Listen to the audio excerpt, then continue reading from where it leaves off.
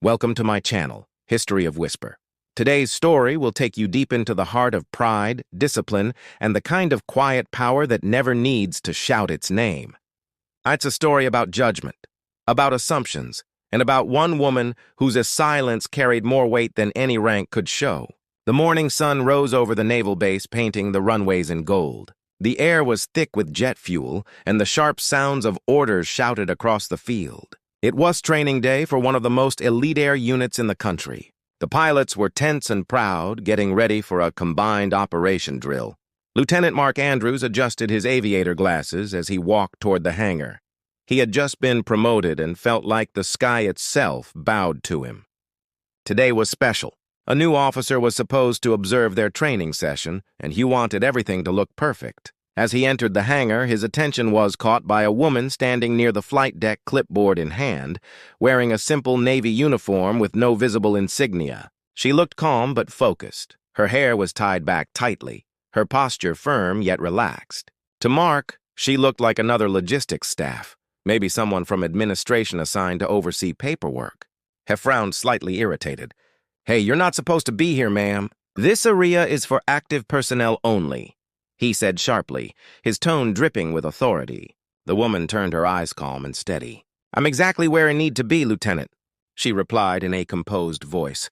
Mark didn't like the tone. "No disrespect, but this is a flight operation zone, not a place for observers. Please step out before I have security escort you." The other pilots nearby smirked. They whispered among themselves, assuming she was just another staff member who had wandered too close. But the woman didn't move.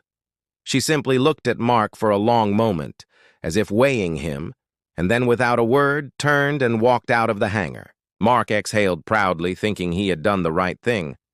"Some people just don't understand chain of command," he muttered under his breath. Minutes later, the base commander's voice echoed through the loudspeakers. "All officers and pilots report to Briefing Room Alpha immediately." Mark straightened his jacket and headed there along with his team. When they entered the room, the chatter froze. Standing at the front of the room was the same woman he had kicked out. But now she was in full military uniform, bearing a chest full of decorations and a name tag that read Colonel Sarah Lawson, Navy SEALs. The silence in the room was heavy. Mark felt his face flush red as his mind raced. A SEAL colonel. He had just ordered a colonel out of her own base area. Colonel Lawson's gaze swept across the room and settled briefly on him. She didn't smile. "Good morning, officers. Today's training operation will be conducted under my supervision. Some of you may have already met me," she said, her tone calm but laced with steel. Noon dared to move or speak. Mark felt a bead of sweat roll down his neck. "Today we're testing not just your flying, but your judgment," she continued. "And judgment isn't only about following rules, it's about understanding who stands beside you. Out there in the field, a wrong assumption can cost lives." Her words cut through the air like a blade. She looked directly at Mark now and said quietly, "Lieutenant Andrews, since you were so concerned about who belongs where, you'll be leading the first team with me as your co-pilot." Mark's heart nearly stopped, a SEAL colonel as his co-pilot. He couldn't even breathe. Moments later, they were in the cockpit. The engines roared and the jet trembled on the runway. Mark was stiff, his hands gripping the controls too tightly.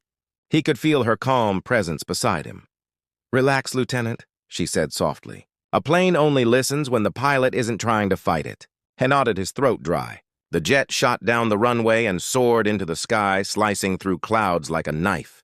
For the next hour, they flew through complex maneuvers, drills, and simulated emergency scenarios. Every time he thought he'd lost control, she guided him with just a few quiet words. Halfway through the mission, they were hit with an unexpected issue. One of the engine systems began to fail. Mark panicked, trying to fix it. "We're losing altitude," he shouted. "Calm down," she said firmly. Her voice didn't rise, but it cut through the noise in his head. "Switch auxiliary intake and reroute the hydraulic feed manually." He obeyed, hands trembling. Within seconds, the system stabilized. He looked at her in shock. "How did you know that would work?" She gave a faint smile. "Because I designed this procedure after losing Apollo to the same problem years ago." The flight continued smoothly after that. When they landed, the entire team gathered around. The base commanders saluted her and said, "Excellent operation, Colonel Lawson." She turned to the group. This exercise wasn't about flying. It was about leadership, humility, and respect. Rank doesn't always sit on the shoulder. Sometimes it's in the heart. And before you judge someone based on what you see, remember that every person here has earned their place. She paused, looking at Mark again, but this time her eyes were softer. Lieutenant Andrews made an error in judgment today.